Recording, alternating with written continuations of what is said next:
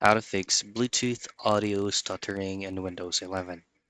Now this is a very easy fix, but first things first, before we will be executing out the basic troubleshooting step, you need to make sure that there is a certain amount of distance where your specific device is getting connected into your laptop or PC via Bluetooth has a limited distance. So make sure that you're within the distance so that the sound will not be stuttering.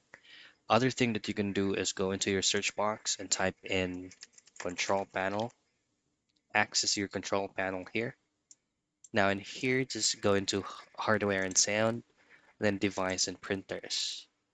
Now choose the specific Bluetooth device that you connected into your PC and then go to Bluetooth settings.